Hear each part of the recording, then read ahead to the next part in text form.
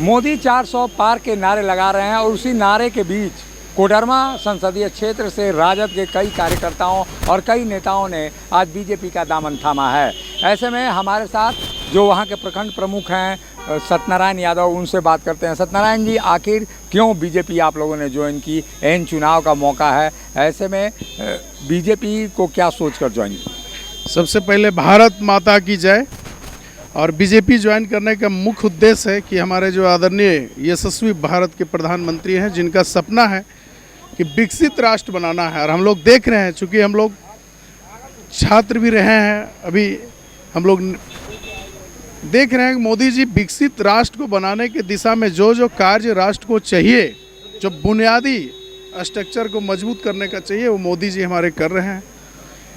इस क्रियाकलाप में एक उनका सहयोग करने के लिए आज हम लोग सैकड़ों के तादाद में पंचायती राज के सभी पदाधिकारी, प्रमुख, मुखिया, पंचायत समिति, वार्ड सदस्य, उप मुखिया, पूर्व मुखिया, सब उनके इस कड़ी में जुड़ गए हैं और हम लोग कड़ी संघर्ष करके उनका हाथों को मजबूत करेंगे और उनका जो मनसा है उसे पूरा करने के लिए, अपना राष्ट्र को आगे बढ़ाने के लिए हम लोग भारतीय जनता पार्टी को आज ज्वाइन किए हैं। आरजेडी में पहले थे आप लोग, अभी कहा जा रहा है कि आरजेडी एक तरह से सीटें तो लड़ नहीं रही है, तो ऐसे में बीजेपी में समर्थन देने से ऐसे में क्या कुछ हो?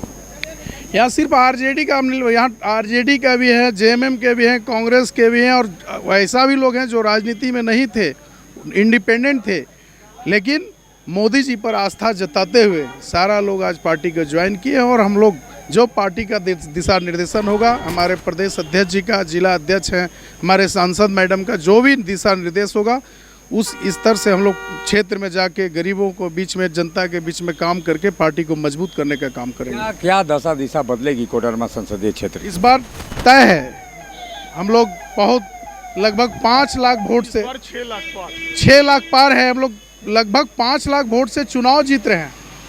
तवर भी 4,55,000 से मैडम जीती थी, इधर 5 से 6 लाख से हम लोग चुनाव जीत रहे हैं। हम नहीं, आम आवाम कर रहा है। आप पूरा गांव में जाके सर्वे कर लीजिए, सिर्फ एक ही नारा है, हर हर मोदी, घर घर मोदी। क्या कारण क्या है कि इस बार ज़्यादा बहुमत से जीतेगी? हर घर में पानी है, हर घर में बिजली है, हर घर में राशन है, गरीबों को पेंशन है, शिक्षा है, स्वास्थ्य है, सिंचाई है, सड़क है।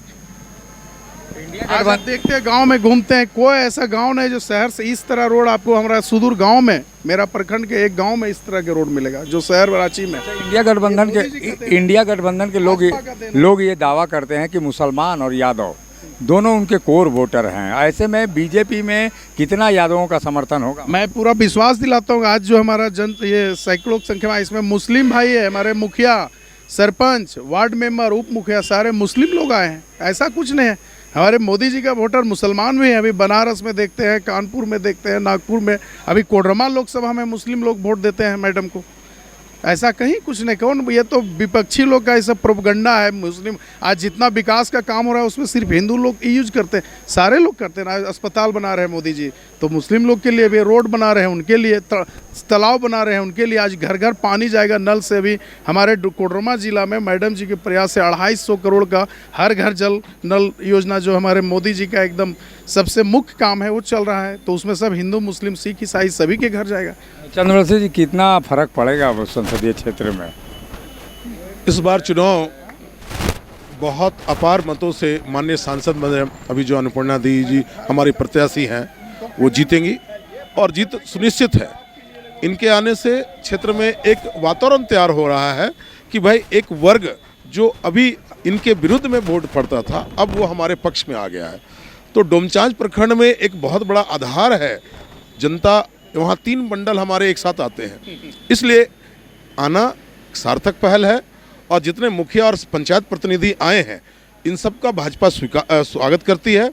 और इस बार के चुनाव में इंडी गठबंधन का जो प्रत्याशी वहाँ है, जो भाजपा का भगवा बनाम लाल झंडा है, ये भगवा बनाम लाल झंडा इस बार पता चल जाएगा कि लाल झंडा क्या का अस्तित्व क्या है इस झारखंड में, और भगवा पूरे देश में लहराएगा, कोडरमा में भी लहराएगा। ये क्या अस्तित्व पर खतरा है लाल झंडे? एकदम लाल झंडा को ये एहसास हो जाएगा कि हम कोडरमा में उतर करके बहुत बड़ी भूल किए हैं। कोडरमा संसदीय क्षेत्र में लगातार दल बदल करने और पार्टियों में शामिल होने का सिलसिला जारी है। कितना फ़ायदा होगा इस पूरे फेरबदल से? देखिए, झारखंड में ही इसका प्रभाव पड़ेगा, क्योंकि अभी आपने कहा कि राजद से आप आए हैं और यादव मुस्लिम राजद का कोर वोट बैंक है, तो हमारे यहाँ की सांसद भी यादव है और विधायक भी यादव है। और आज जो हमारे साथ ज्वाइन कर रहे हैं प्रमुख, वो भी यादव है और उनके साथ नेतृत्व में यादव मुसलमान सभी जाति के लोग ज्वाइन कर रहे हैं। इनका एक अपना जनाधार था, ये दूसरी बार लगातार प्रमुख बने और पंचायत स्तर से लेकर मुखिया, पंचायत समिति के सदस्य, वार्ड सदस्य, सारे जो पद पर बैठे हैं वही इनके साथ ज्वाइन किए। तो इनके साथ ज्वाइन करने से एक मैसेज जाएगा कि आज पंचायत तक में लोग राजद को पसंद नहीं कर रहे हैं, लेकिन भाजपा को पसंद कर रहे हैं, मोदी जी के विचारधारा को पसंद कर रहे हैं, भारतीय जनता पार्टी की विचारधारा से लोग जुड़ रहे हैं। लोकतंत्र की सबसे बड़ी सुंदरता होती है कि जो लोकतंत्र में मत देता है वही नेतृत्व करने का भी अधिकारी होता है। ये भारतीय जनता पार्टी इसको दिखाती है। इसमें परिवारवाद नहीं है, व्यक्तिवाद नहीं है, इसमें हर आदमी को अपना उभरने का मौका मिलता है। आप जनता के लिए कितना करते हो, उतना ही निर्धारित जनता आपके लिए निर्धारित करती है कि आप कहाँ तक बढ़ सकते हो। इसका प्रबल उदाहरण हमारे नरेंद्र मोदी जी हैं। वो एक साधारण घर से आए और आज देश का नेतृत्व कर रहे हैं, तो उन्होंने जनता के हित के लिए किया, तो जनता आज उनको सर पे बैठाई हुई है। पूरा देश मोदी के नाम पे वोट दे रहा है, पूरा देश राममय हो चुका है। इसलिए इस बार का जो नारा है 400 पार, हमको लग रहा है 400 की जगह 450 पार हम कर जाएंगे। कोडरमा संसदीय क्षेत्र कभी राजद का गढ़ माना जाता था, लेकिन जब से अन्नपूर्णा देवी और रीतलाल वर्मा सरीखे नेता वहां पर आए, तब से ये बीजेपी का गढ़ बना है। और ऐसे में अब देखना होगा कि चुनाव में क्या कुछ समीकरण उभर कर सामने आता है। हालांकि बीजेपी का ये दावा है कि पिछले बार की रिकॉर्ड को हम तोड़कर नया रिकॉर्ड बनाएंगे। फिलहाल मतगणना का इंतज़ार होगा कि आखिर अन्नपूर्णा देवी अपने प्रतिद्वंदी विनोद सिंह को कितने मतों से पराजित करती हैं या कड़ी टक्कर में पाती हैं। सहयोगी संजय के साथ अशोक कुमार, मुखर संवाद, रांची। मिनी लंदन मैक्लुस्कीगंज प्रकृति की गोद में बसा ड्रीम डेस्टिनेशन आपका कर रहा है इंतजार। आइए अपने यादगार लम्हों को बिताइए ड्रीम डेस्टिनेशन में। राजधानी रांची से महज 50 किलोमीटर दूर आपका अपना ड्रीम डेस्टिनेशन।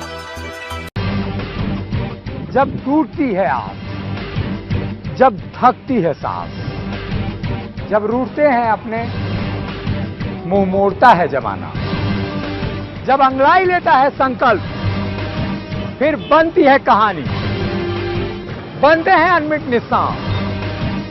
देखिए मेरे साथ संघर्ष की दास्तां।